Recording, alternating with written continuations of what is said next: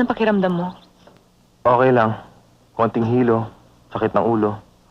Otherwise, pwede na akong tumakbo uli. Nasa bulsa ng jacket mo. Maraming salamat sa iyo.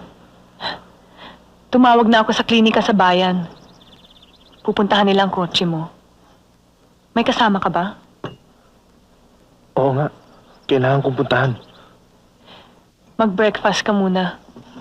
May mag-aasikaso sa kanya. Sige na.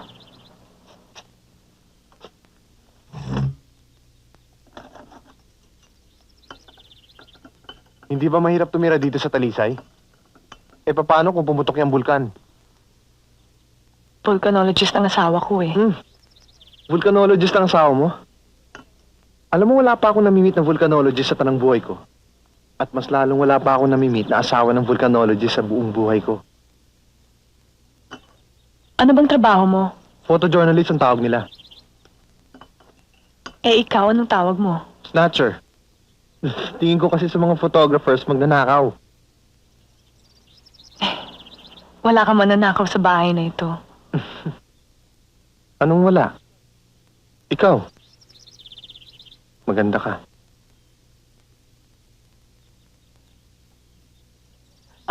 Uminom ka ng juice mo. Sariwa yan. Alam mo, kaming mga photographer, sinanay na namin ang aming sarili. Na kahit hindi nakikita ng ibang tao, alam na namin kung maganda, malungkot, o pangit ang isang bagay. Ang dapat kasi sa bawat litrato, mailabas namin ang kaluluwa nito. Paano mo nagagawa yun? Sa mata. Ang una kong tinitignan sa tao ay ang kanyang mga mata. Kaya mo.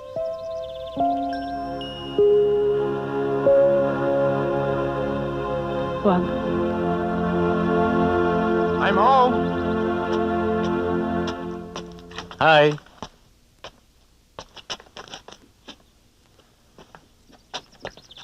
Bob, Jake.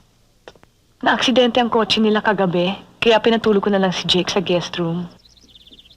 Sit down, sit down. Thank you. Okay ka na ba? Oo, thank you. Sabi sa akin ng misis mo isa ka raw volcanologist.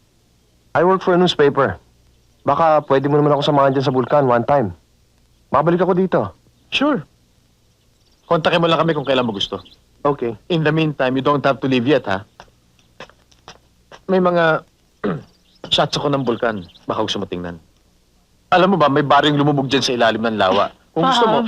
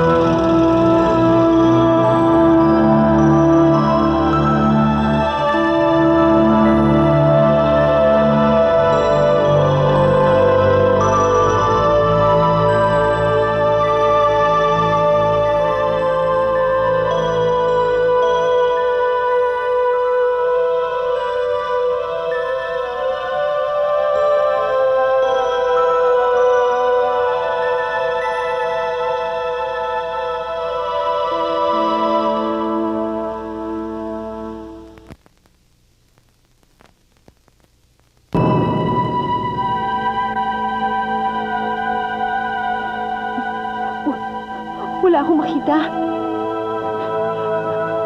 Jake, bakit wala akong makita? Daddy! May namong blood clot sa retina ng kanyang mga mata. Dahil sa pagkabagok, dala ng aksidente. Pero huwag kayong mag-alala. Malamang temporary lang ang kanyang pagkabulag.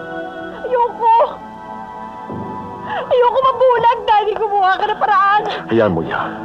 Kung kinakailangan, pupunta tayo sa abroad para mapadaling paggaling mo. Takot ako. Takot ako, Daddy. Tulungan niyo ako. Daddy. Daddy, Daddy, uwi niyo na ako. Ayoko na dito. Oh, Ayoko.